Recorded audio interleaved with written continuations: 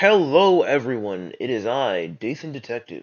Now, I know that I've been a little absent in my upload schedule, but I hope to make this a very consistent source of uploads for you all. When I'm not obsessing over magic and analyzing it, I'm actually playing various TTRPGs because those are some of the last representations of magic that we have on this planet. Now, I don't really have a reliable group to play with, so I will instead be using the Mythic Game Master Emulator. It will allow me to play by myself, and it will allow me to basically run any completed game by using random events. So the main element of the GME is the fate chart. What it allows you to do is it allows you to roll a D100, which is 2d10s, and you are able to compare it against the chaos factor, which is this number 1 through 9 on the bottom. And the chaos factor represents how chaotic the world is, how much danger is there in the world. With that chaos factor, if you roll doubles, like let's say I roll 33 and I have a chaos factor of 5, and the number is doubles beneath this or equal to, you'll generate a random event. And that will throw some sort of complication into the story, often with some delirious effect to the event. Now, the actual fate chart itself represents the likelihood of an event happening. So if I were to say, am I going to eat ice cream today? And as someone who doesn't consume dairy products, I'd say that it was unlikely. And let's say the chaos factor is 5 because that's the base number. If I were to roll 1d100, 74. So since it's unlikely, what I want is this number to be less than or equal to the larger number. And since 74, that's true, it is unlikely. Now these smaller numbers, the 88 and the 7, are the extreme values. So if you get this number below, it becomes an extreme positive or extreme negative result. Now I'm going to be using this fate chart to completely generate a character by just asking the fate chart various questions, and the fate chart's responses are going to be giving me my own character to play in this new world, as well as using later charts in order to generate the world and its lore itself. Is my character a spell weaver? And this is obviously the most important thing. Now, this is going to be a 50-50 chance because I like playing in high fantasy settings. So having access to magic is always going to be something that I enjoy. And like before, we're going to start at 50-50, and we're going to have the chaos factor be 5, which is the base value. 33. Our character is indeed a spell weaver. The next question, is my character a traditional race? So these are human, elf, for like human, elf, or half orc, things like that. Now, as these are the normal races, we're going to alter the fate chart.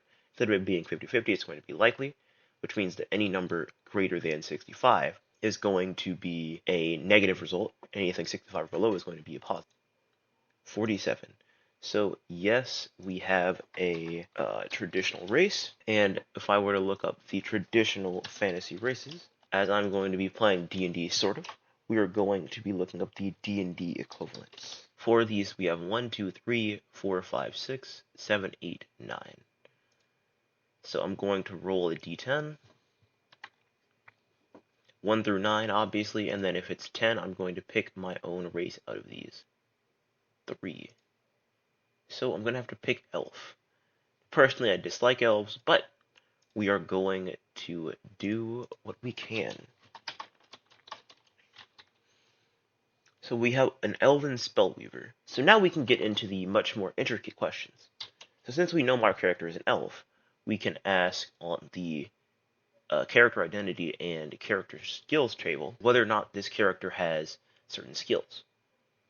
I'm going to blow them up in post so that you'll be able to see them. So for our character identity, we're going to roll 2 things. We're also going to roll 2 things for character motivations, which are going to be 2 D100s. So 65 and 80.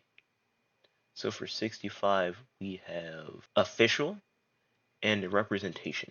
So I would think that our elf companion is going to be some sort of emissary. Maybe they're an elf who is one of the first in this new world.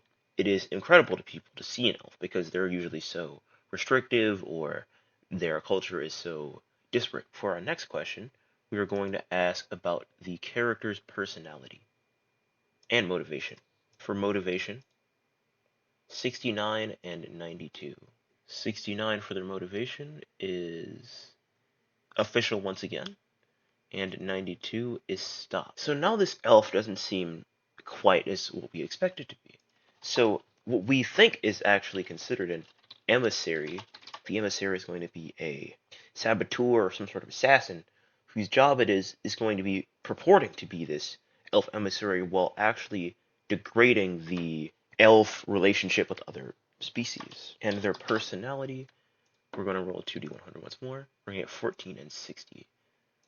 So for 14, the character is bitter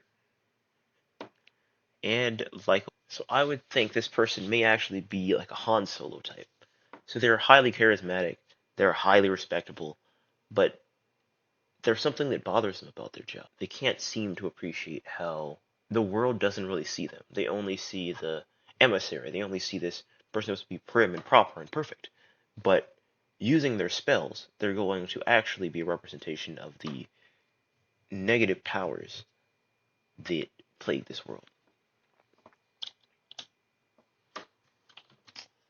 Now on for the next question.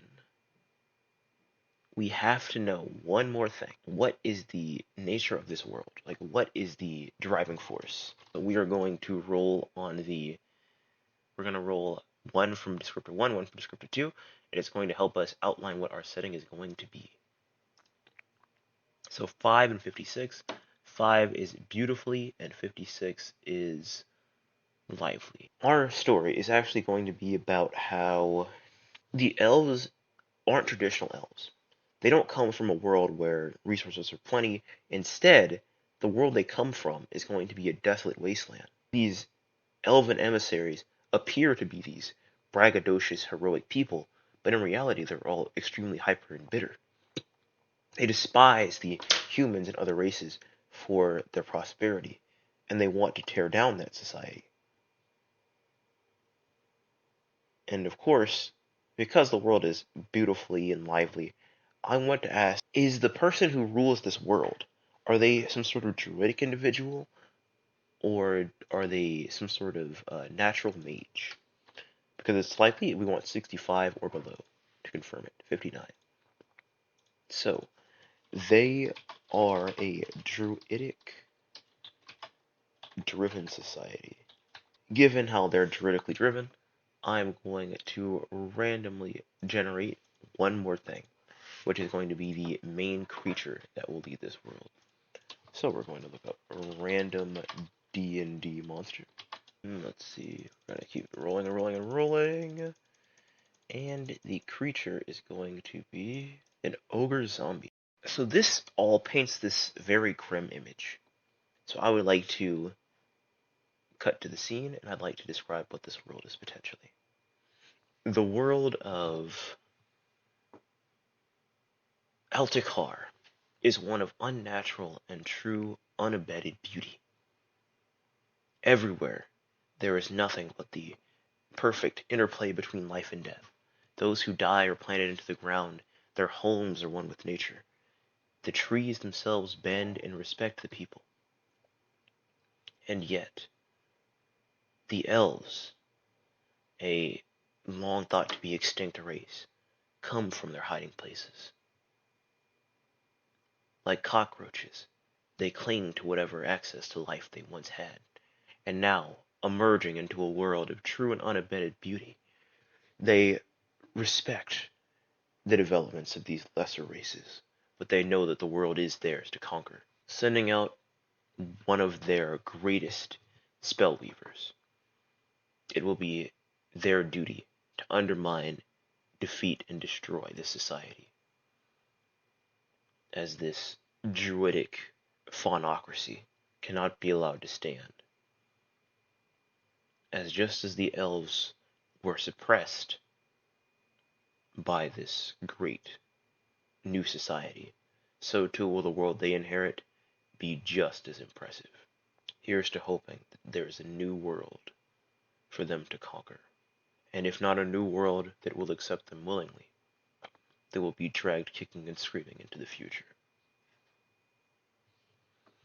And with that, we are going to have our character.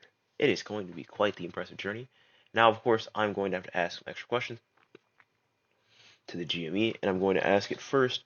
is my character a half caster? So are they going to be like a paladin? Are they going to be an artificer? Are they going to be a warlock? Or are they going to be some sort of druid or ranger? I'm going to say this is likely because you wouldn't want to send someone who's completely squishy out into the world to get annihilated. 64. Wow, that was barely likely. So now we have to determine they are a half caster, and that means that the character will likely be holy, or are they arcane in power? 50/50 being arcane, or is this character arcane? 63. No, they're not arcane. So that means they draw their power from some sort of religious source. So is this character a paladin? Is this character a paladin? Another 50/50? They are not a paladin. So the person is either some sort of cleric or they're a warlock. Because the power is either eldritch or it's mystical in nature. So is this person drawing on powers from a plane beyond? This is 50/50. They are.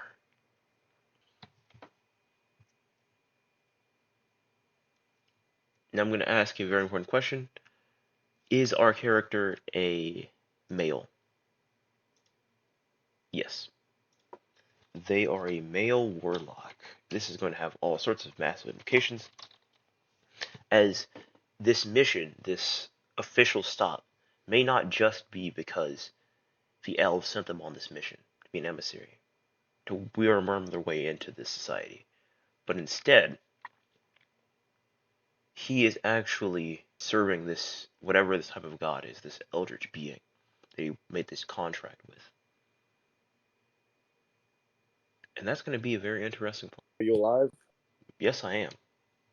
Oh, why didn't you join the other? Why didn't you join the call with us? What? No, I was actually recording a D&D thing. Oh, Oh, sorry. No. You guys are fine. It's fine. I'm going to keep you guys in here, right? Hello, everyone. These are my friends. And with that, I believe we have our own road to a very exciting adventure. I look forward to having this with you, and I look forward to everyone seeing how we develop.